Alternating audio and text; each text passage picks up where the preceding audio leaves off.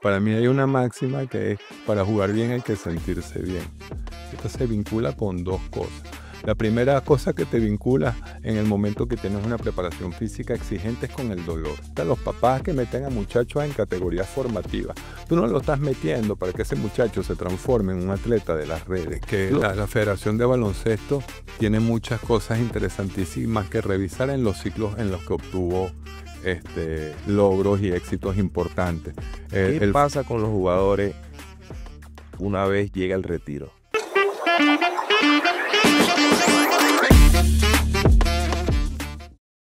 Hoy les traigo una persona que me cambió la vida.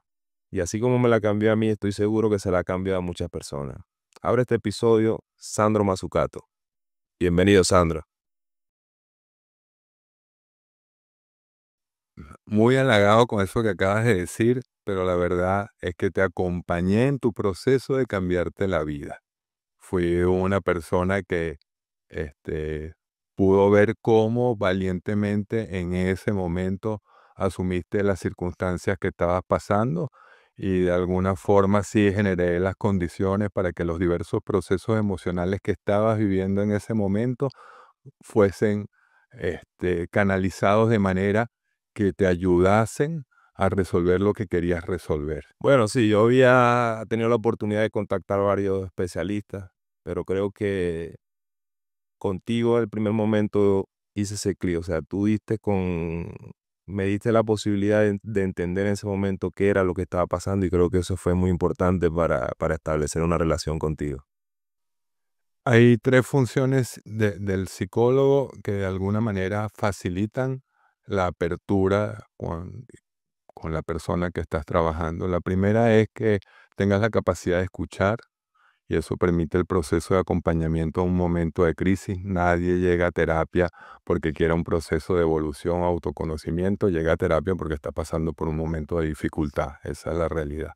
Después también generas la posibilidad de colocarte y entender las emociones del otro y cuando las personas reconocen que empatizan contigo, también eso permite las condiciones de apertura, muy importante en esos casos. Y después que hay unas emociones que son muy potentes, que están en una condición de desbordamiento en ese momento, y bueno, en los espacios terapéuticos, si se logra la contención de esa emoción, pues la metabolizo de mejor forma, y esa también es otra función terapéutica importante. Después de allí, esas condiciones permiten que naturalmente la persona pueda expresar cosas que eventualmente no ha podido expresar y ya por ahí empieza el camino para la resolución de lo que vino a resolver. Sandro, tu especialidad es la psicología clínica. ¿En qué momento o qué te motivó a ser psicólogo deportivo? Muy buena pregunta. Sí, es verdad, me formé como psicólogo clínico, pero siempre he sido una persona que ha tenido curiosidades. En algún momento me fui más hacia la psicología social, hice investigaciones en comunidades indígenas en el Alto Caura. Después me formé como psicólogo clínico, en donde en la escuela de Fernando Rizquez me aproximé al psicoanálisis y a la relación y a la visión del hombre desde la perspectiva analítica, y fue muy interesante a nivel de formación y de proceso individual. También utilicé la psicología clínica no solo dentro de la formación académica, sino que en mi propio proceso personal acudí muchísimo a terapia y eso también fue un espacio de descubrimiento. Y llegué a la psicología deportiva un poco por azar. Un amigo, entrenador de golf y que fue un jugador que además había sido campeón mundial juvenil de golf y después le habían dado la oportunidad de entrenar a la selección juvenil de golf, me pide que por favor lo ayude un poco a trabajar con los muchachos y a incluir ciertos conceptos, ¿no? Y en lo personal él tenía un tic que lo tenía durante el swing a la hora de hacer el pot, que era que tenía un pequeño salto y él pensaba que eso estaba condicionado por sus nervios, su ansiedad en el momento de la ejecución. Entonces me dijo, ¿tú me podrás ayudar con esto? Yo le dije, mira, esa no es mi especialidad. Total que lo acompañé al campo y él me dijo, me ayudaste muchísimo. Yo creo que básicamente, O sea, lo que yo entendí cuando me contaste eso en una sesión o sea, que uno como que desvía toda la atención a la psicología deportiva y en realidad es lo más importante la psicología clínica. ahí te voy a dar como un poquito el planteamiento. Pero bueno, el punto al que voy es que esta persona que me dijo en algún momento que lo había ayudado cuando lo acompañé al campo, que creo que fue más un placebo en ese momento, me trajo una cantidad de libros de un psicólogo norteamericano que se llama Bob Rotella, que había sido un psicólogo que había trabajado con muchísimos golfistas. Y bueno, empecé a entender el proceso. En ese momento me sumé a su trabajo con la selección que viajó a Japón y por cierto esa selección ganó el Mundial Juvenil en su momento. Entonces me permitió entender muchas cosas del deporte individual que fueron bien, bien interesantes. Pero a su vez, la perspectiva clínica me daba una visión más amplia, porque los psicólogos deportivos tienden a ser bastante técnicos y como tienen un objetivo específico, que es el logro del mayor rendimiento, muchas veces eso excluye otros aspectos de la personalidad que también están presentes. Para mí hay una máxima que es, para jugar bien hay que sentirse bien. Y muchas veces la persona necesita para sentirse bien conciliarse consigo mismo internamente. Eso es un aspecto que va más vinculado a la psicología clínica. Después, obviamente, los atletas tienen como principal objetivo cuando se acercan a ti mejorar su rendimiento. Y sí, la psicología deportiva tiene elementos técnicos que favorecen el incremento de rendimiento. Los atletas tienen que aprender a modular la presión y las emociones que surgen durante la presión, y esos son elementos técnicos, hay técnicas que te permiten hacer eso. Los atletas tienen que también aumentar su nivel de concentración, porque es una de las funciones principales en el desarrollo de la ejecución deportiva. El atleta también tiene que tener una capacidad de planificación, aprender a gestionar bien sus entrenamientos, y esa planificación está representada en estructuras mentales, en hábitos, eso también lo va construyendo con el psicólogo deportivo. Y bueno, a nivel grupal, el psicólogo deportivo también puede entender cómo funciona el grupo y cuáles son las variables determinantes como el liderazgo, la cohesión, la identidad, los valores del grupo, la propuesta de logro que tiene ese grupo, el liderazgo que tiene ese grupo. Todas esas variables, si tú las entiendes, puedes reconocer en qué aspectos del grupo intervenir. Eso también termina siendo un elemento técnico de la comprensión de la dinámica de grupo. Pero después, estos grupos, estos atletas son personas. Y en el campo personal, muchas veces tú no necesitas dar un elemento de orientación, sino más bien un elemento de aceptación. El psicólogo deportivo está muy orientado al logro. El psicólogo clínico está muy orientado a escuchar y aceptar sin juicio. Entonces, en ese sentido, las visiones son importantes, son diferentes. ¿Puede influir un psicólogo deportivo en el resultado final?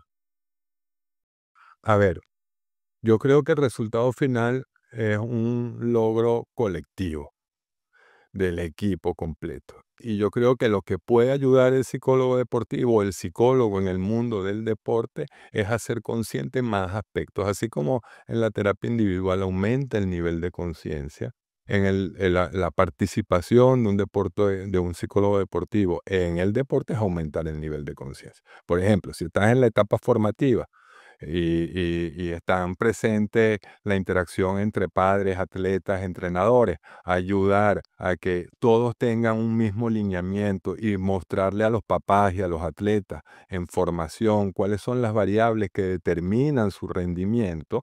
El tener ese nivel de conciencia te ayuda de alguna forma a empezar a crear las estructuras mentales que te van a acompañar al logro de objetivos. Entonces, en esa parte es muy importante. Después, si a un atleta de alto rendimiento, ya formado, ya desarrollado, logras enseñarle también a construir rutinas que le permitan modular sus emociones antes de la ejecución, bueno, ese atleta va a tener mayor posibilidad de tener un mejor rendimiento. Saben que ese punto es muy importante porque uno constantemente vive escuchando de que el deporte es más mental que físico.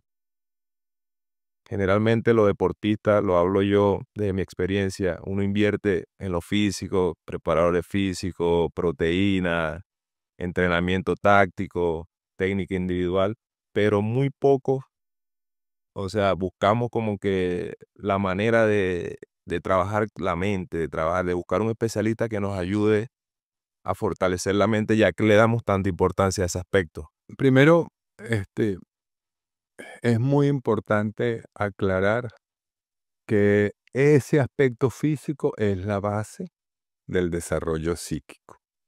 Porque un atleta que se entrena construye un conjunto de hábitos que son categorías cognitivas que le van a permitir sostener y ser consistente en su rendimiento. Así que en la preparación física, inclusive en las etapas formativas, esa preparación física es el lugar donde empieza el atleta a construir sus primeros hábitos. Después en esa preparación física también ocurre algo bien interesante. El atleta se vincula con dos cosas. La primera cosa que te vincula en el momento que tienes una preparación física exigente es con el dolor. Y toda persona que aprende a relacionarse con el dolor tiene la capacidad también de fortalecerse mentalmente, obviamente, porque lidio con el dolor. Y la segunda cosa que genera el entrenamiento físico exigente es que postergas el placer. Una persona que está entrenando físicamente probablemente no esté jugando tanto. O sea, a todos los deportistas y más en formación les gusta jugar más que entrenar. Entonces ya ahí la persona empieza a postergar el placer del deseo de jugar a través de la preparación física. Empieza a vincularse también con una preparación que tiene que tener una planificación. No es que hago ejercicio por hacerlo. Tengo un preparador físico que me dice, mira, vas a trabajar el core, vas a trabajar el tren inferior, vas a trabajar el tren superior, necesitas elasticidad en este aspecto, no desarrolles más masa muscular aquí porque estás en un sobrepeso. Empieza a generar conciencia de la relación con su propio cuerpo. Entonces eso también es muy importante a nivel psíquico, la conciencia de la relación con mi propio cuerpo. Así que sí, por ahí hay que empezar. Y una vez que yo tengo eso, y una vez que yo llegué a mi tope de condición física, el poder también empezar a entender cómo actúo emocionalmente me da ese plus. Pero si yo no logré eso, sin piernas no hay concentración, sin piernas no hay regulación de emociones, sin capacidad aeróbica no hay posibilidad de pensamiento ni de toma de decisiones. Así que sí, todo empieza por lo físico. Y en lo físico, además, se construye otra cosa, las bases de la disciplina, que son el orden y la puntualidad y la persistencia. Que sin esas características psíquicas, tú tampoco logras el rendimiento. Y esas características psíquicas las logras en los hábitos físicos, en el desarrollo de tu plan de entrenamiento. Entonces hay una conexión entre una cosa y la otra. Porque en lo físico hay una exigencia mental muy Muy fuerte. fuerte. De hecho, si no hay una ilusión, no sé, de lograr un campeonato, o lograr un récord, o lograr superar mi condición actual y mejorar mi juego, es muy estéril el trabajo físico. A veces puede ser muy duro y como que no tiene un propósito claro. Lograr el vínculo entre el propósito de la rigurosidad de mi entrenamiento con lograr entonces un mejor desempeño es muy importante. ¿Y qué pasa con los chamos, hablando de la etapa formativa? Los chamos están demasiado vinculados y cada generación es de su generación, pues. Y esta es una generación muy digital. Entonces, es una generación que se ha vinculado muchísimo con las redes sociales, es una generación que se ha vinculado muchísimo. Yo quería tocar ese Ese, punto. ese punto es importante porque lo que ven los chamos siempre es el resultado final. Y los fundamentos del desarrollo físico y mental están en los procesos. Entonces los muchachos no logran ver que ese jugador de fútbol, de baloncesto, que está logrando cosas muy importantes, tiene unos procesos muy complejos que los O sea, acompañan. la cantidad de cosas que atraviesa durante el Ellos ven proceso las cestas que final. logran, ellos ven los goles que logran, ellos ven el carro que manejan, ellos ven cosas que tienen que ver con el final con el resultado final. Entonces, los muchachos no logran reconocer que eso tiene un proceso muy incómodo para llegar ahí. Es muy incómodo el proceso para llegar ahí. Y esa incomodidad, el lidiar con esa incomodidad, es uno de los principales factores de la fortaleza mental. Las redes sociales, ¿qué influencia está teniendo hoy en día? ¿Qué impacto tienen en el deporte? Tiene un impacto muy grande, no en el deporte, en el mundo, en la manera de cómo estamos interpretando la realidad. Las redes sociales son un lugar de representación. Por lo tanto, el valor es un valor representativo y no trascendente. Lo inmanente es el valor de lo representativo. Lo trascendente es el valor de la acción. Yo valgo por lo que hago y otra es yo valgo por lo que represento. A veces estamos entre las dos cosas Pero la realidad es que las redes sociales le han dado un enorme énfasis a yo valgo lo que represento. Entonces los muchachos pueden acercarse inclusive al deporte queriendo acceder a esos aspectos representativos y no tienen conciencia del arduo camino que implica precisamente ser un atleta de alto rendimiento, ¿no? Que al final un atleta de alto rendimiento, más allá de sus momentos de gloria, tiene una vida bastante de monasterio. O sea, un conjunto de hábitos, no te puedes trasnochar, tienes que tener una regulación Sacrificio. más que de sacrificio, porque la persona cuando sacrifica algo deja de hacer lo que quiere. Aquí la persona para hacer lo que quiere renuncia a otros aspectos de su vida. Más que de sacrificio y renuncia. Pero las personas no tienen conciencia de esa renuncia, porque de hecho, cuando tú ves a una estrella deportiva en las redes, por lo general los ves también en sus momentos de bienestar, o el carro que se compraron, o el momento que están levantando la copa, o el gran momento de gloria que todo el mundo aplaude por el gesto técnico, el gol o la cesta que hizo. Pero la verdad es que ese es un pequeño parpadeo de bienestar y la realidad completa es una imagen bastante tortuosa con pequeños momentos de felicidad, pues. Esa es la realidad. Es como las personas que se comprometen a tener una familia. Hay imágenes ideales del vínculo de la familia, pero la realidad es que para lograr tener una buena familia, el proceso es bastante tortuoso. Tortuoso porque tienes una cantidad de responsabilidades que cubrir, tienes una cantidad de problemas que resolver, lo que estábamos comentando antes, ¿no? Cualquier objetivo y cualquier logro es complejísimo. Para lograr cualquier cosa, toda persona debe pasar por una gran cantidad de trabajo, resolver una gran cantidad de problemas, lidiar con la incertidumbre y a pesar de eso, que todas son condiciones necesarias para el logro, no tener la garantía de que ese logro se alcance. Entonces tengo también que aprender a lidiar con una enorme cantidad de frustración.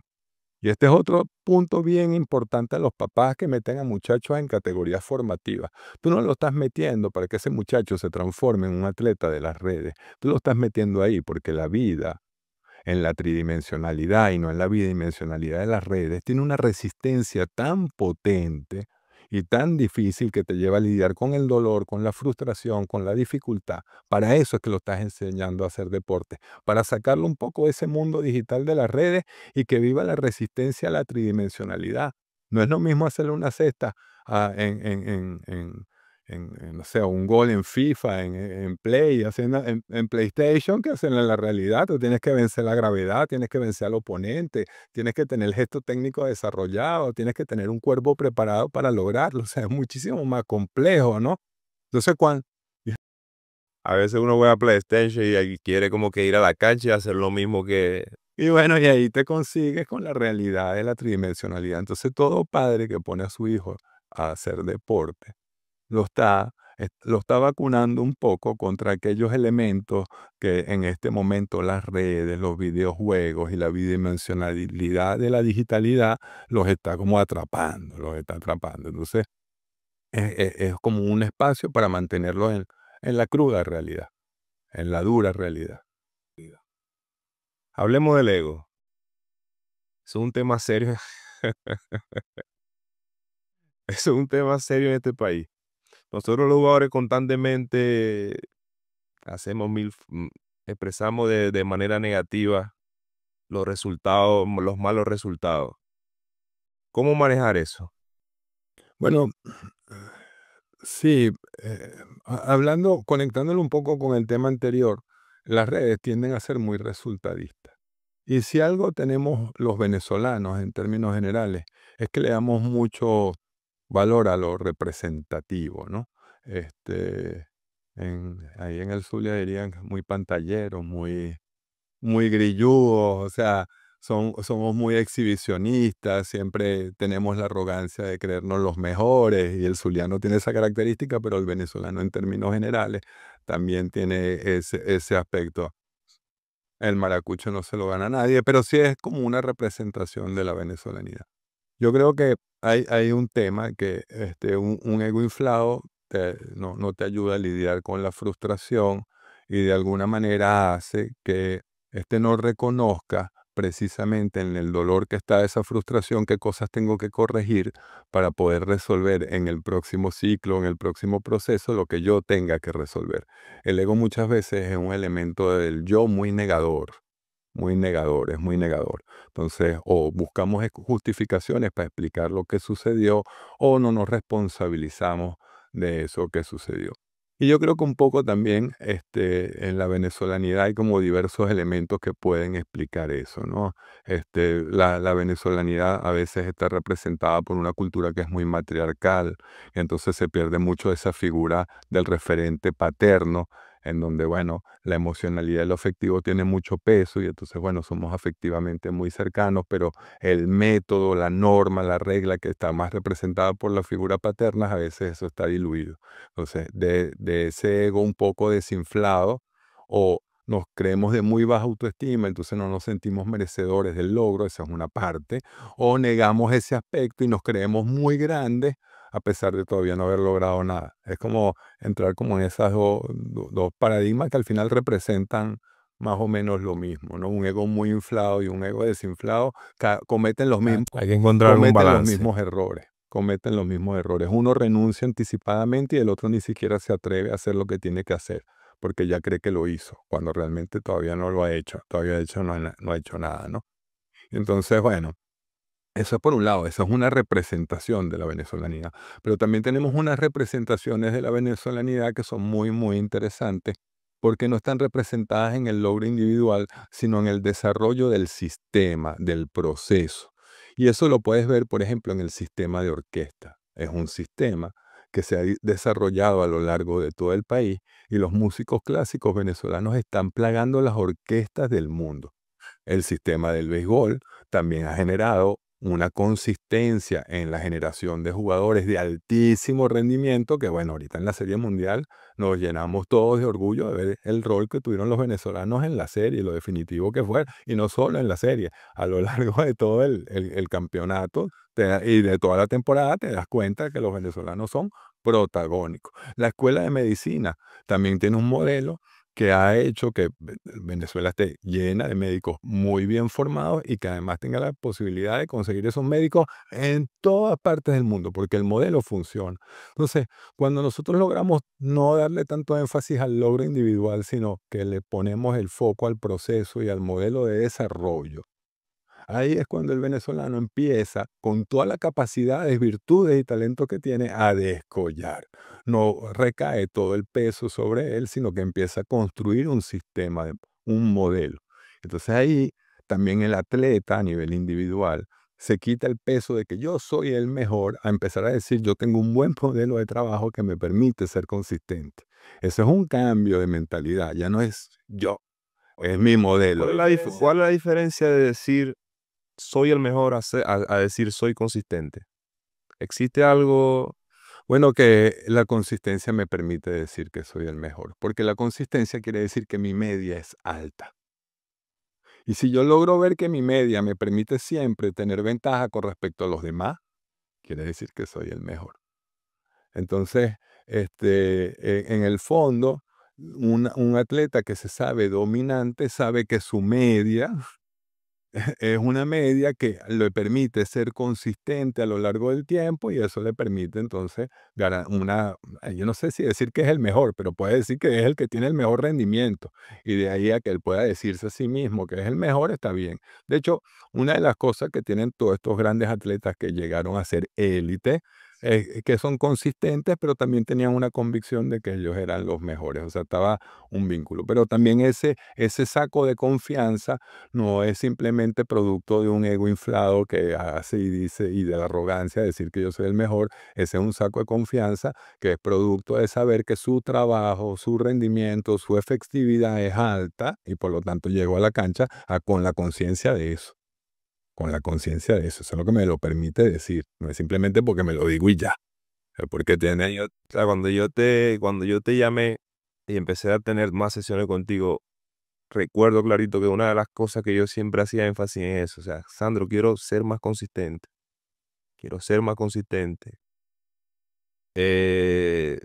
Me caractericé en gran parte de mi carrera por altos y bajos, altos y bajos. O sea, yo quería llegar a ese punto donde la consistencia fuera un factor importante en mi carrera y creo que me ayudaste a eso, pues. O sea, entonces hago énfasis en que es muy importante ser consistente para decir que uno es el Bueno, mejor. tú estabas haciendo en ese momento varias cosas, estabas trabajando mucho tu preparación física, empezaste a tener como más conciencia también de ciertos elementos que podían estar, recuerdo perfectamente, afectando tu efectividad de tiro, querías trabajar eso, pero después creo que uno de los factores más importantes es que tú aumentaste la conciencia de ver que tu capacidad de juego estaba presente en diversos roles y no en uno solo. Cuando tú empezaste a salirte de la representación que tenías de ti mismo y tuviste una interpretación más adecuada de ti, porque empezaste a reconocer que tus capacidades estaban distribuidas en diversos roles en la cancha, incluyendo el rol que podías tener y el ascendente que podías tener sobre tu compañero, empezaste también a no tener que aferrarte a un solo punto y eso te permitió en esa diversificación, recuerdo en ese momento, haber logrado un espacio de mayor consistencia, porque cuando no tenías una barajita, tenías la otra. Y eso te permitió ser como un jugador más completo y más consciente. Y bueno, fueron 2 temporadas bien interesantes, ¿no?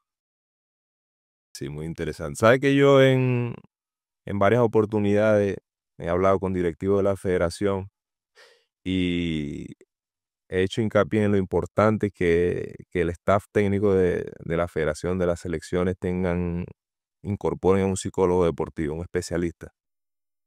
De tu perfil como especialista, como país, ¿qué perdemos nosotros al asumir o al no tener esa representación en un staff técnico?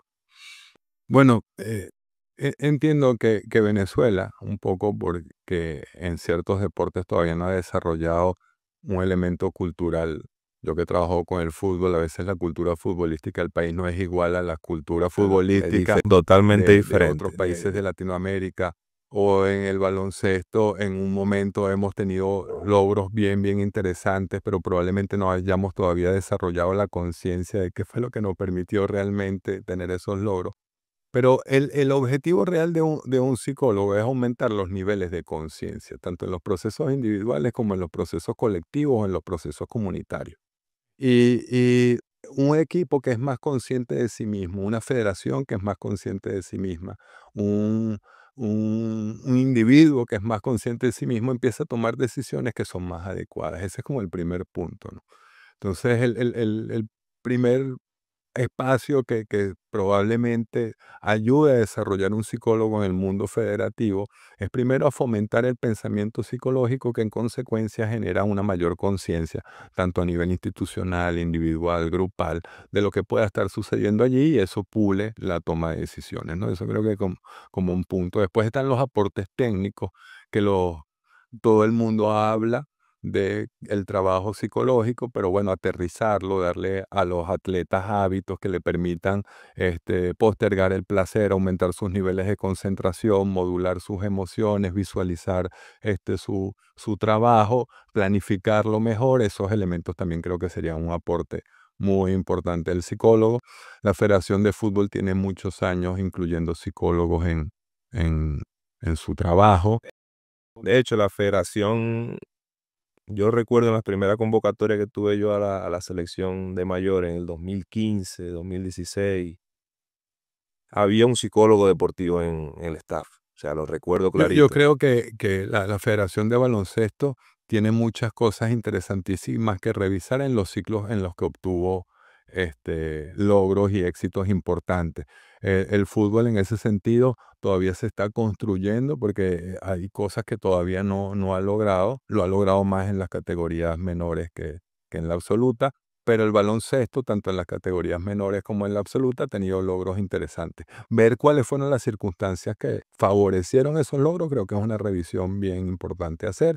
El segundo punto, creo que a partir de eso, que otras cosas se pueden seguir desarrollando y evolucionando. Y en ese sentido, probablemente un psicólogo que haga primero una intervención psicosocial que permita reconocer cuáles son las condiciones de desarrollo de toda esa población que puede formar las categorías menores, tanto masculino como femenino, sería un punto bien interesante porque le daría a la federación la posibilidad, a partir de un diagnóstico, saber dónde tienen que ser las intervenciones principales. Por otro lado, un psicólogo a nivel federativo puede ayudar muchísimo a que los padres se integren en el proceso de desarrollo de esos atletas, porque si bien los módulos de selección son lugares donde se generan condiciones específicas para el entrenamiento y el desarrollo del atleta, tú necesitas que el atleta, una vez que salga del módulo, siga desarrollando esos mismos hábitos en casa. Y si estamos hablando de la categoría formativa, ver cómo de alguna manera, a través de una función pedagógica y de empatización de empatía con los padres, tú puedas de alguna forma incluirlos en ese modelo de desarrollo que la federación esté proponiendo. Es un trabajo en conjunto, creo que la posibilidad de que un psicólogo, no, los lugares o las variables en las que un psicólogo puede intervenir son diversas y que puede ayudar mucho, porque primero, al no ser precisamente ni entrenador ni jugador, tiene una visión desde afuera que le puede ayudar a hacer mejores interpretaciones, así como cuando yo atiendo a un paciente, como los problemas que él está experimentando no son los míos, me permite tener una interpretación o una visión menos sesgada. Y en ese sentido, puede hacer una intervención desde la observación este, que aporte. Ahora vamos a hablar de la fanaticada. La fanaticada de Venezuela es bastante fuerte. Una fanaticada que constantemente exige resultados positivos. O sea, no entiende de que existe un proceso. ¿Qué pasa con eso? O sea, ¿qué se puede hacer? ¿Por qué? ¿Por qué pasa eso? Bueno, la fanaticada deportiva de alguna manera ve en el atleta un lugar de esperanza. mm, Proyecta en él sus necesidades, sus deseos, y obviamente cuando el logro deportivo no se alcanza, entonces también proyecta toda su malestar y toda su frustración. Así como puede ponerlo en la gloria, también lo puede poner en las profundidades del Averno, en el infierno, ¿no? La fanaticada en términos generales en el mundo es una fanaticada que impulsa y ve solo por los resultados. Ahorita, por ejemplo, la selección de baloncesto está en una clara transición. Está en una clara transición. Se están sumando talentos jóvenes que se ve que van a tener un aporte impresionante y muy importante a los nuevos objetivos del baloncesto venezolano, pero bueno, son personas que están empezando en su proceso de integración a la selección. Y en ese mismo proceso, estos jóvenes de alguna forma van a necesitar también cumplir sus ciclos madurativos antes de lograr resultados. Y probablemente esa transición esté tanto de cuerpo técnico, esa transición también esté en otros aspectos de la federación, y eso genera ajustes, que creo yo, bueno, que muchos de los logros anteriores pueden dar referentes muy importantes de qué hacer ahora. Ese es un punto. Y bueno, también utilizar la forma, la- la- los aportes que se puedan ver en otros lugares del mundo, integrarlos para que de alguna manera, obviamente, con el ajuste a lo venezolano, a la venezolanidad, puedan ser elementos que se incorporen al desarrollo de selecciones. Vos sabéis que la fanaticada exige transiciones, cambios generacionales, pero al mismo tiempo exigen, Resultado, o sea, es algo como confuso, no exigen tienen resultados paciencia. positivos. O sea, No tienen- es Yo la creo que paciencia. más que pretender educar a la fanaticada que funciona un poco de esa forma, es aprender tanto para los jugadores o a las instituciones o el cuerpo técnico a tolerar el embate de la opinión pública. O sea, yo creo que una buena federación tiene que tener unos muy buenos canales de comunicación que ayude a modular un poco esa opinión pública, ayude un poco a la fanaticada a entender los procesos. Por otro lado, también creo que es muy importante que los jugadores tengan espacios, porque yo sé el peso que tiene la opinión pública sobre el jugador, tengan espacios donde ellos puedan hablar acerca del impacto que le está generando, no sé, la crítica o el señalamiento que pueda surgir en un medio en un momento determinado, que puedan también tener asesoría de cómo comunicar cosas cuando les toquen las entrevistas, y eso le va a permitir al jugador metabolizar de mejor forma todo lo que es un proceso complejo, porque en todas las transiciones los resultados no son inmediatos y hay que aprender también a lidiar con la opinión pública adversa en esos periodos de transición, más que pretender que eso no sea así, porque eso va a seguir siendo así. Es ver cómo el que está pasando por el proceso lidia mejor con eso. O sea, y no luchar en contra de No eso. luchar en contra de eso, más bien ver cómo me relaciono con Uno vive eso. una lucha constante como que a las críticas, al fastidio, a la rabia del fanático y no, o sea, también entender que es parte de... Todos los seres humanos queremos reconocimiento, pero parte del desarrollo de un atleta profesional es generar un redireccionamiento de la atención hacia lo que es más importante y lograr este, controlar ese deseo de reconocimiento. Porque en ese deseo de reconocimiento podemos perder la brújula. No el reconocimiento necesariamente es el indicador de lo que más me conviene. Entonces, de alguna forma, uno de los grandes objetivos de todo atleta, entre otros, es aprender a colocar la atención en lo que depende más de él. La opinión pública es algo muy difícil de controlar. Eso está fuera de su control. Es muy difícil, porque a veces nosotros también tenemos que como que ponernos en los zapatos de los fanáticos, especialmente.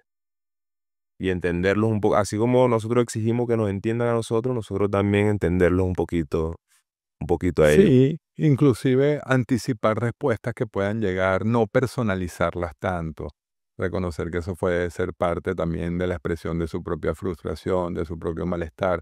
Y yo creo que los atletas que han vivido más esas circunstancias van curtiéndose y lidian mejor con esa situación. Y obviamente un atleta más joven necesita más reconocimiento, se ve mucho más impactado por comentarios negativos o críticas. Sí, sí. Sandro, un tema muy importante que quiero aprovechar en la mejor sesión que creo que he tenido desde el 2023. Y es, ¿qué pasa con los jugadores una vez llega el retiro? O sea, esa adaptación a una nueva vida, adaptación a ya no ser un jugador activo. Creo que es una adaptación difícil. O sea, ¿qué pasa? ¿Qué crees tú que pasa con eso? Un atleta de alto rendimiento que haya hecho su carrera completa o que la haya tenido que interrumpir en algún momento por una lesión, es un atleta que su carrera la formó desde una edad muy temprana, en términos generales. Por lo general, todos empezaron en la infancia a desarrollar su carrera deportiva. Y se les hace muy natural todo lo que es la actividad y la cotidianidad en torno a la actividad deportiva. Y en la medida que van evolucionando, van construyendo hábitos en torno a esa actividad. Su día se rige en función del deporte, piensan en función del deporte, preparan y cuidan a su cuerpo en función de la actividad deportiva que están desarrollando. El retiro implica iniciarse en un mundo totalmente distinto, Una nueva vida con para... otras rutinas, con otros objetivos. Y el punto más grave a veces para el atleta es que él no tiene conciencia de otra forma de vida que no sea la que ya conoce. Ese creo que es el primer gran problema que se consigue en los atletas. Ese es el primer gran problema. El segundo gran problema es también el duelo que implica dejar de vivir lo que ha sido algo con lo que me vinculé tan por tanto tiempo. Ese proceso de duelo muchísimas veces le queremos pasar por encima porque no nos agradan las emociones que vienen con él, que puede ser sentimiento de tristeza, mucho miedo, sensación de impotencia, sensación de incertidumbre exacerbada. Entonces, todo ese proceso de duelo, todo ese proceso de duelo, y mucho más cuando de alguna forma yo todavía no he visualizado hacia dónde me puedo dirigir, creo que es uno de los procesos más complejos y difíciles para los atletas. Y existe. ¿Existe una manera de vivir ese proceso o de vivir esa adaptación un poquito más, no sé si más fácil, o sea, como que esa transición sea un poco más sencilla o es difícil? No creo que exista manera de que esa transición no sea difícil, porque inclusive este, un gerente de operaciones lo ascienden a gerente general y deja de funcionar de la manera que conocía y pasa a un cargo superior, pero que desconoce completamente, porque de repente aquí gestionaba logística y aquí tiene que gestionar personas.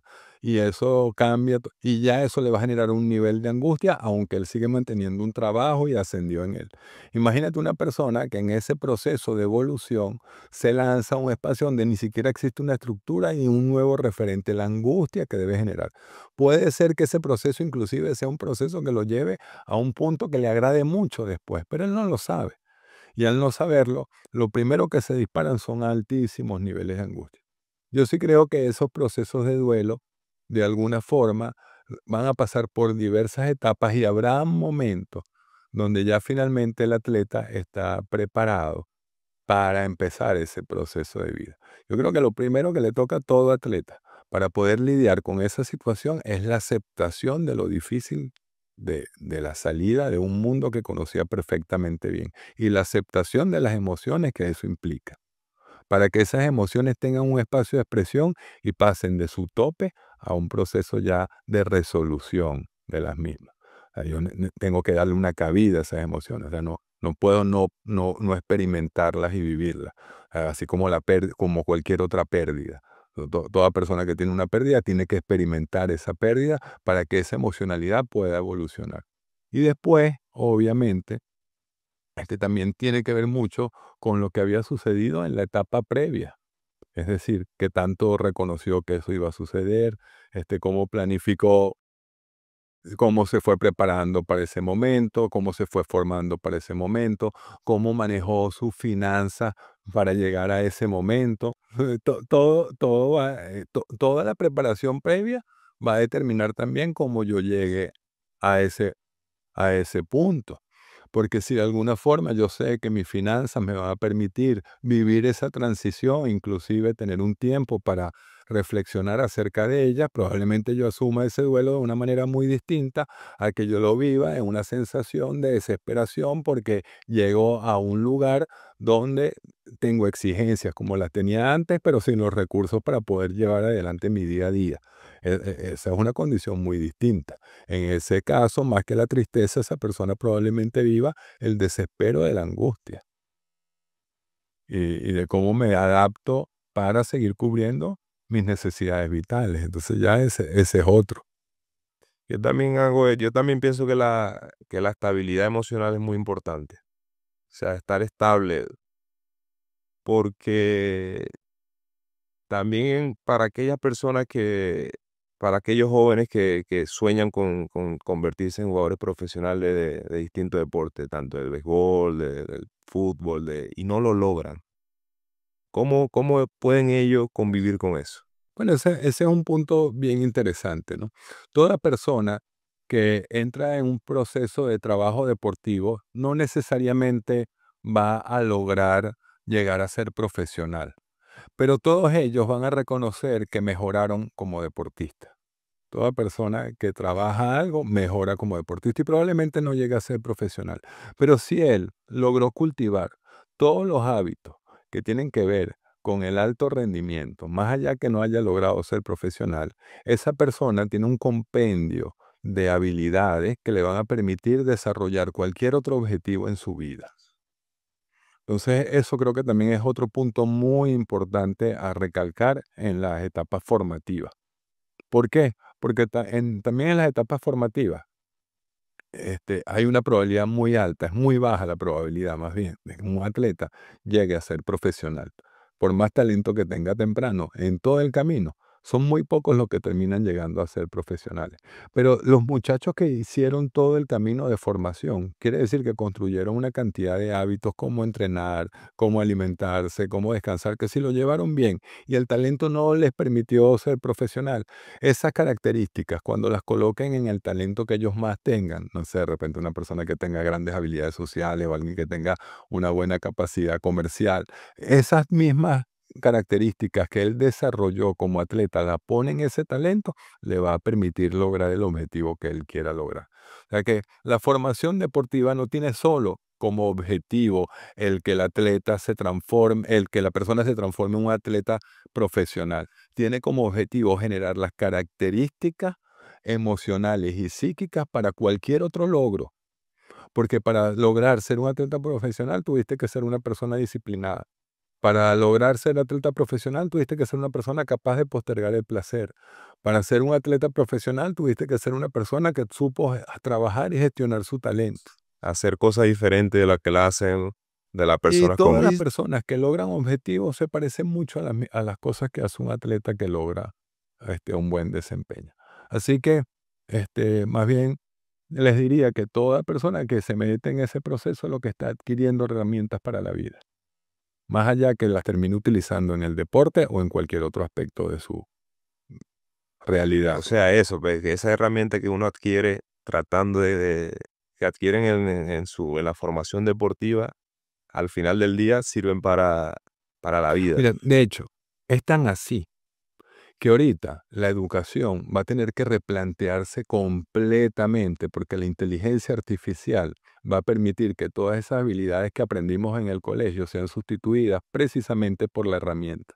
¿Y cuáles son las herramientas entonces que va a tener que desarrollar una persona en este mundo donde la inteligencia artificial va a ser predominante como herramienta? Bueno, va a tener que desarrollar estabilidad emocional, va a tener que desarrollar funciones de creatividad, va a tener que tener una muy buena relación con su cuerpo, va a tener que aprender a relacionarse con los demás y a desarrollar actividades cooperativas, porque esas son funciones psíquicas superiores que van a estar por encima de las funciones que tengan que ver con la inteligencia y la habilidad, que era lo que te formaba el colegio para eso, para ser más inteligente y para ser más hábil. Eso va a estar sustituido por la inteligencia artificial. Ahora el colegio tiene que lograr que te concentres más, tiene que lograr que tengas buenas habilidades sociales, tiene que lograr que seas muy creativo, tiene que lograr que seas muy curioso. Y esas funciones se desarrollan mucho más en la actividad deportiva que en la actividad escolar. Mucho más. Así que la actividad deportiva en este momento, además de transición, en donde la humanidad está generando otro de los grandes inventos, así como inventó la rueda, vino el internet, ahora viene la inteligencia artificial, las funciones que crea el deporte en el individuo lo van a permitir funcionar muchísimo mejor en este nuevo mundo que llega. Claro. Hablemos de las malas rachas. Las malas rachas están constantemente en el deporte, en la vida. ¿Cómo lidiar con esos malos momentos, tanto colectivos como individuales? Sabes que las malas rachas depende el deporte, pero vamos a ponerlo en un jugador de baloncesto que sea lanzador. Una mala racha puede estar representada por una disminución de su efectividad. Y entonces eso termina generándole una disminución de su rendimiento y del puntaje logrado en el juego. Y el jugador de alguna manera se empecina en volver a aumentar su efectividad de tiro y pone toda su atención en mejorar su efectividad de tiro. Entonces empieza a lanzar más, empieza a hacer práctica de entrenamiento de lanzamiento. Pero creo que una de las cosas que más afecta la mala racha es la atención que le ponemos al valor que queremos modificar. Si es un goleador, los goles que metió, si es un lanzador, los puntos que hizo. Y la verdad que una de las cosas que nosotros tenemos que lograr es colocar nuestra atención en cosas que controlemos muchísimo más. Entonces el atleta en el momento Y te voy a poner un ejemplo de un jugador que está en Estados Unidos, que juega baloncesto en una universidad. Él me llama y me dice, Sandro, ahorita que estoy acá, el entrenador me ha dicho que lance de 3. Y yo estoy en un momento que estoy fallando todo lo que lanzo. Y el tipo me dice, lanza más. Y entonces, y yo mientras más lanzo, más fallo. Y peor me siento, porque el entrenador me da la confianza y yo todavía sigo fallando. Entonces le pregunté, ¿cuál es tu segunda mejor estadística? Robo de balón. Le dije, ponle toda tu atención, toda tu atención a los robos de balón. Pon toda tu atención a los robos de balón. Bueno, él en el juego siguiente, él venía robando 2, 3 balones por juego, lo subió como a 5, 6, y en una de esas roba un balón, se la da al piloto, el piloto se la regresa en la línea del 3 y él lanza. Y por supuesto convierte. ¿Por qué? Bueno, porque ya la presión estaba puesta en otra cosa, su atención estaba puesta en otra cosa, y aquello que quería desarrollar finalmente tuvo un espacio de libertad. Los atletas tienen que regular mucho su relación con el deseo, porque desear algo mucho entorpece el logro de ese objetivo, paradójicamente. Si tú, este, en algún momento deseaste probablemente, no sé, algo con muchísimo anhelo, con muchísimo deseo, hace que entonces el resultado sea lo que realmente valga. Y eso te hace desconcentrarte en muchas otras cosas que puedes realizar. Ese exceso de deseo, lo decía el estoicismo, una de las cosas que produce es que se alejen de ti. Cuando yo quiero darle muchos consejos a mis hijos, adivina qué pasa, se sacuden. Allá viene otra vez a echarme un sermón, a decirme cuentos, andar. Y me frustra, porque digo, oye, cuando las personas vienen a terapia tenemos unas conversaciones tan interesantes y yo con mi hijo soy incapaz de lograrlo. ¿Por qué? Porque mi deseo se abalanza sobre él y él me pone Ahora, cuando mis hijos vienen a pedirme consejo a mí, ahí sí me escuchan. Entonces, un poco el atleta también, tiene que aprender a regular su deseo, porque su deseo hace que sepas lo que quieres, pero no cómo lograrlo. Entonces, cuando un delantero me dice que su meta en un juego es meter 3 goles, yo le digo, tienes una meta terrible, terrible, porque te estás agregando una presión. Ponte metas que dependan muchísimo más de ti. Di, bueno, voy a presionar más al arquero, voy a hacer más diagonales, voy a recuperar y voy a ser muy incisivo cuando pierda la pelota para ver si la recupero y se la quito a los centrales. Todos esos elementos dependen muchísimo más de mí. Y cuando yo me coloco la atención en las cosas que dependen más de mí, aquellas cosas que de alguna forma no dependen tanto de mí, pero que necesitan de la libertad y de la creatividad, empiezan a funcionar mejor.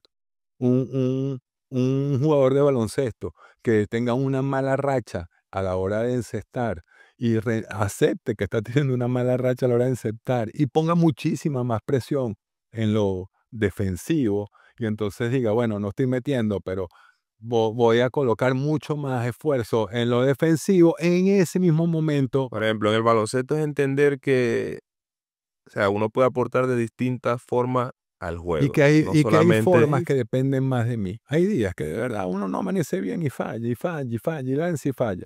Entonces, por lo general, eso te desmoraliza y eso también termina atacando tu aspecto defensivo.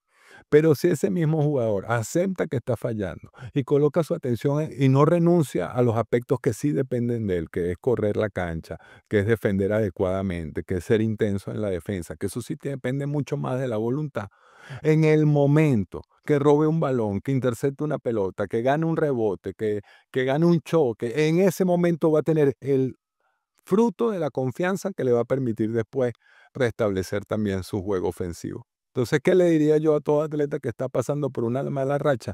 Trabaja en las partes del proceso que tú sí puedes controlar. Y si es una mala racha más amplia, bueno, entonces enfócate más en los entrenamientos, trabaja más en el aspecto físico, pero deja de querer resolver el tema de los números, pon tu foco en otro lugar. Grandes de los logros de los atletas que llegan lejos es que son personas capaces de redireccionar su atención. ¿cómo así? Un tiro libre en un juego de alta presión, que es el tiro libre de los 5 segundos finales, que puede definir que ese juego lo gane y lo pierda, si yo dejo que mi atención se vaya a todos los pensamientos que están alrededor de ese momento, yo probablemente falle el tiro. Si yo tengo la capacidad de redireccionar la atención a mi respiración para relajarme un poquito, de colocar toda mi atención en el foco cuando boto la pelota y logro de alguna manera aislarme del entorno, es decir, Tanto, o sea, aislarse del entorno es porque un penalti, o sea, es un momento como que de mucha tensión y calma al mismo es tiempo. un O sea, momento de todos los mucha focos están to- sobre, so- sobre esa sobre persona esa en ese persona. momento. ¿Cómo? Y los pensamientos No no dejan dejan de de estar, entrar. no van a dejar Entonces de estar. la recomendación es poner tu atención en algo que te haga. Bueno, los golfistas saben que el principal objetivo antes de cada golpe es lograr las condiciones emocionales adecuadas para la ejecución.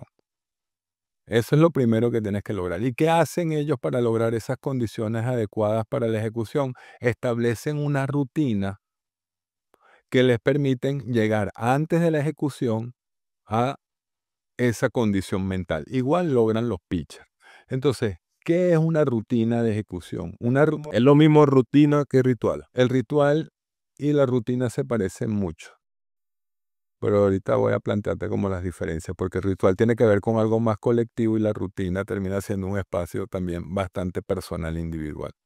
Pero en la rutina, un poco los atletas lo que hacen es aprender a redireccionar la atención a un conjunto de sensaciones. Por ejemplo, el golfista hace un par de respiraciones, coloca la atención en cómo entra y sale el aire de su cuerpo, después hace unos swings de práctica, eso lo hace también un bateador, y busca el feeling o la sensación en el La swing. sensación. Y por último, cuando se pone enfrente al plato, tú ves que si es un jugador de béisbol, un bateador, empieza a hacer algo con los pies para buscar el máximo balance, también lo hace Tu un comodidad. golfista, busca el máximo balance, la máxima comodidad, y un atleta que logra colocar la atención en esas sensaciones, logra disminuir el ruido que hacen sus pensamientos. Un atleta que no logra colocar la atención en esas sensaciones, termina dándole mucho más valor a lo que está pensando. Y no es con las ideas que tú ejecutas con el cuerpo, y el cuerpo es sensitivo. Por lo tanto, cuando el atleta logra colocar la atención en sus sensaciones, activa esas áreas del cerebro que tienen que ver con la ejecución. Y por eso la ejecución es más fluida. La primera condición para una ejecución fluida es un cierto grado de relajación. Obviamente, en momentos de mucha presión, la presión existe. Y lo que tengo que lograr es disminuirla un poco. Eso ya le da a mi cerebro la sensación de que estoy logrando manejar las cosas. Un pitcher me dijo, cuando yo logro reducir mi ritmo cardíaco, sé que donde pongo el ojo, pongo la pelota. Pero si yo siento que mi corazón no le he logrado bajar un poquito, sé que estoy fuera de control. Entonces, los atletas empiezan a aprender a regular ciertos elementos de su fisiología.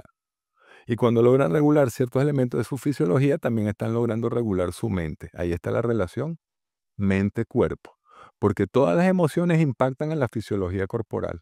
Muchas veces el atleta aprende a regular su fisiología corporal y en consecuencia termina regulando también su emocionalidad. Y eso es un aspecto técnico. Sandro, ahora que me habla de las emociones, recientemente hubo mucha crítica de la fanaticada hacia la selección de fútbol, por no clasificar al mundial, obviamente. Muchas personas dicen que el jugador se relaja una vez llega a la selección, que hay una falta de compromiso. ¿Qué pensáis vos sobre eso? Para la venezolanidad, para todos nosotros, participar de esa fiesta es algo muy importante, porque le da sentido de pertenencia al país, de poder estar en un evento mundial que tiene un gran valor porque es uno de los eventos mundiales más vistos. Es uno de los eventos más vistos. Y obviamente el no participar nunca y ser de toda la conferencia, el único que no ha participado de toda Latinoamérica en esta gran fiesta, produce una enorme frustración. Y en este momento se habían hecho grandes expectativas, los venezolanos, todos nos habíamos hecho grandes expectativas de lograr ese objetivo. Por lo tanto, no lograrlo, lo primero que produce es un gran duelo.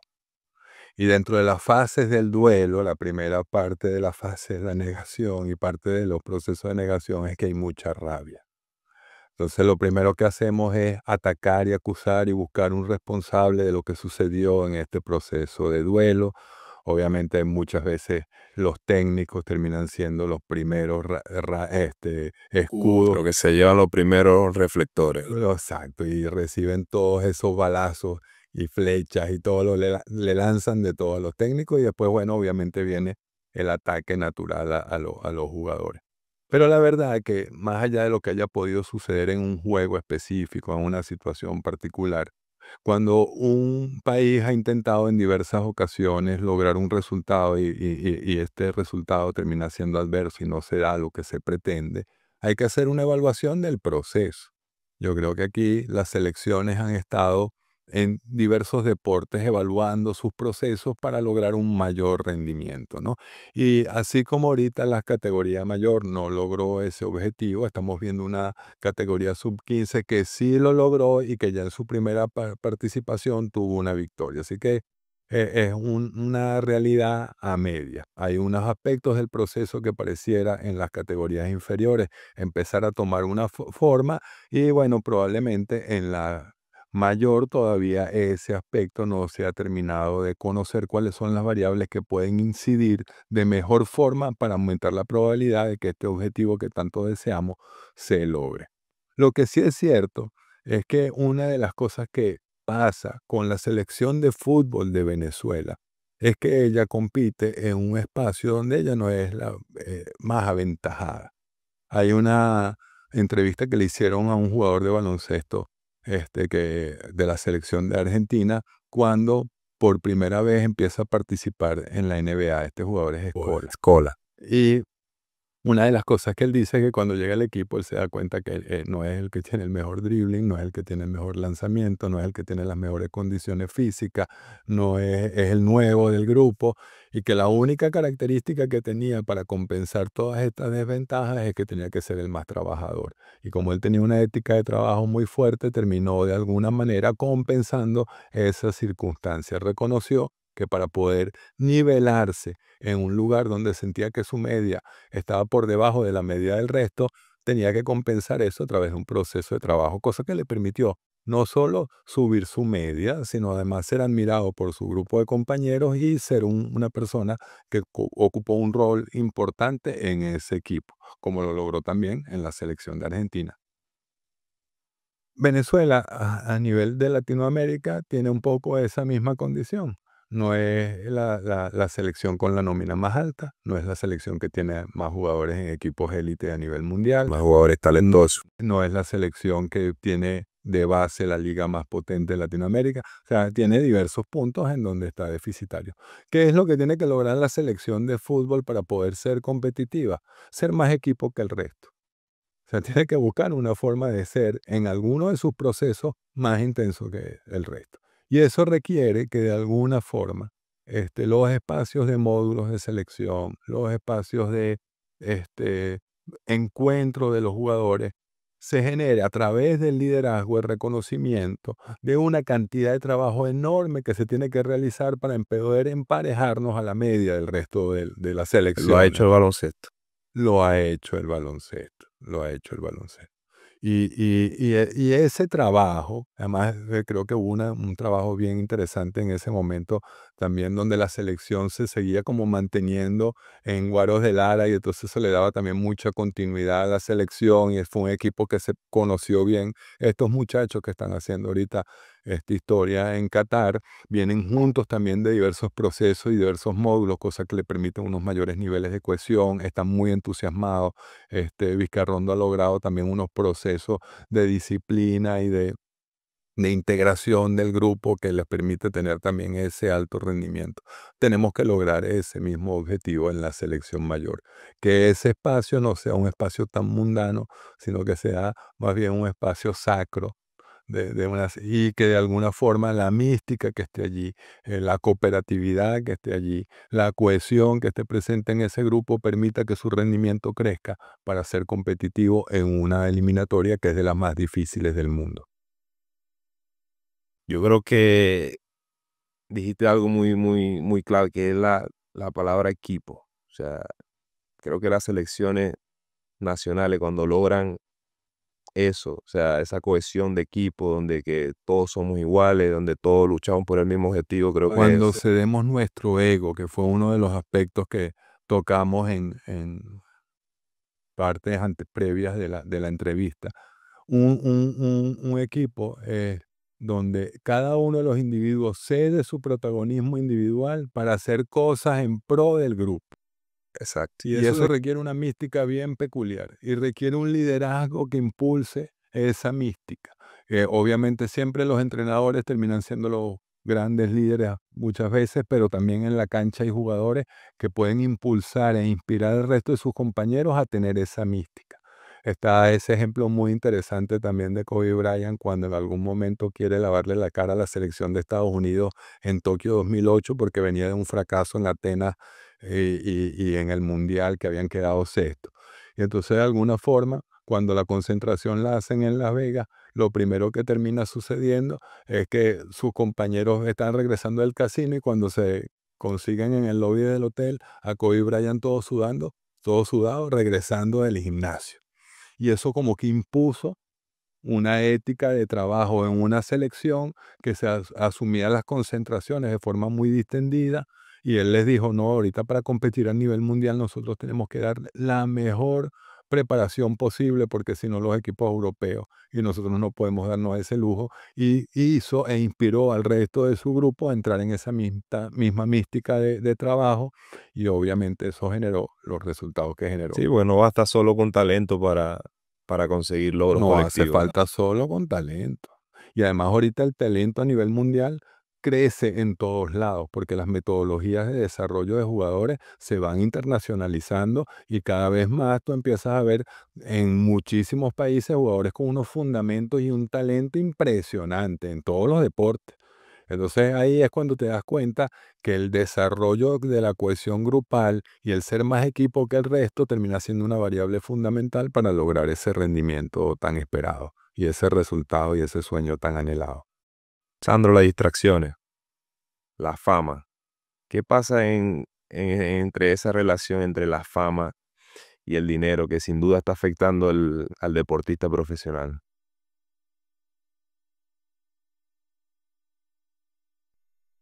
Antes estamos hablando de la capacidad de postergar el placer.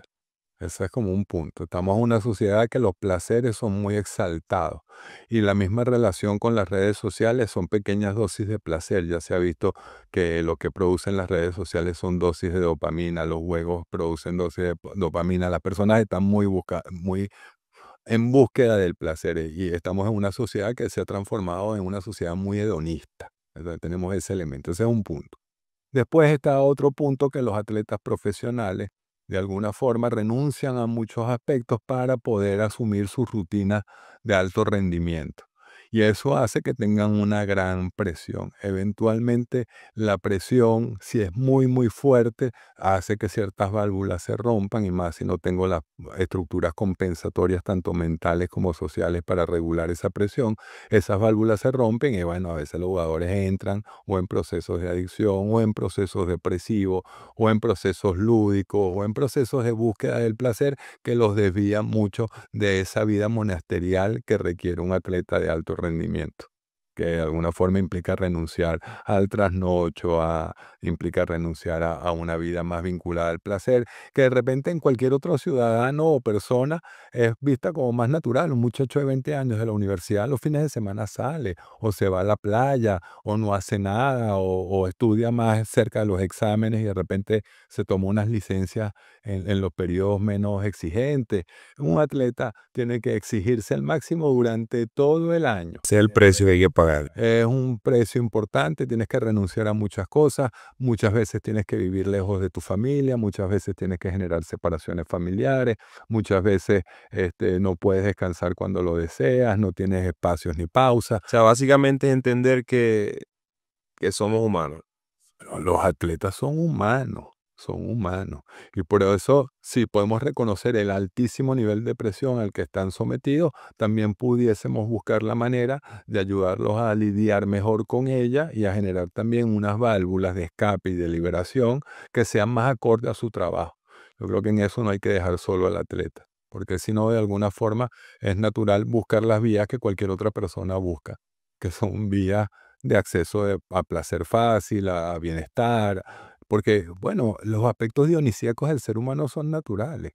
O sea, no es verdad que los seres humanos se quieren privar de la fiesta o de la alegría o quieren estar regulados todo el tiempo. El atleta está obligado en muchísimas circunstancias a renunciar a todo ese mundo del placer o del bienestar porque su vida termina siendo muy, muy exigente. Pero eso no quiere decir que también no lo desee y no lo necesite, entre otras cosas.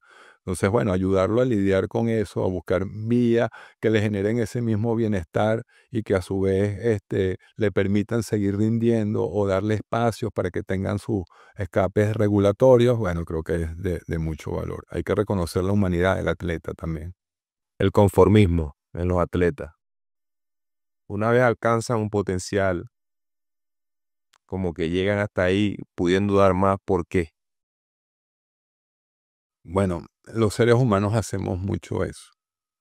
Los seres humanos, este, una vez que llegamos a un punto, aflojamos. Y la verdad que en términos generales, las personas que son más persistentes y mantienen el trabajo una vez que llegan a un cierto punto son los que tienen los logros superlativos. Eh, Al final el trabajo deportivo termina siendo una domesticación de la naturaleza humana. La naturaleza humana tiene una tendencia también al reposo, al descanso, a la búsqueda del placer, a la búsqueda del confort. Y el proceso de evolución y progreso es un proceso muy incómodo, muy, muy incómodo. Y obviamente las personas en cierto momento quieren alejarse de esa incomodidad. De hecho, requiere una estructura muy consciente y voluntaria y una capacidad de tener metas a mediano y largo plazo que te permiten sostener una estructura de trabajo sostenida durante mucho tiempo. No es fácil lograr ese objetivo. De hecho, es uno de los objetivos más difíciles, la consistencia en el trabajo, la consistencia en el rendimiento, la consistencia en el esfuerzo. Eso es algo muy, muy difícil. Y de hecho, creo que precisamente en las categorías formativas, mostrarle a los muchachos que es mejor ir construyendo un conjunto de hábitos que te permitan asumir eso más naturalmente y no cuando ya empiezas a los 25 o 26 años a querer construir esos hábitos porque ya te das cuenta que el cuerpo puede entrar en un declive, pero ya hacerlo en ese momento es hacerlo a punta de voluntad y la voluntad siempre tiene un límite, se agota. La verdad que ahorita, no sé, para ti, cepillarte los dientes todos los días es algo que ni reflexionas, ni Es piensas, algo que es un hábito. voluntariamente es un hábito. Entonces, cuando las personas han construido los hábitos del alto rendimiento, logran sostener mucho más tiempo esa consistencia. Eh, Ese es el punto. No es el esfuerzo que realizo en un momento determinado y pongo toda mi energía en ese esfuerzo, logro el objetivo y después me desinflo. De hecho, es más bien una regulación del esfuerzo a través del hábito que te permite sostenerlo y en consecuencia también tener una actividad deportiva consistente y un rendimiento consistente.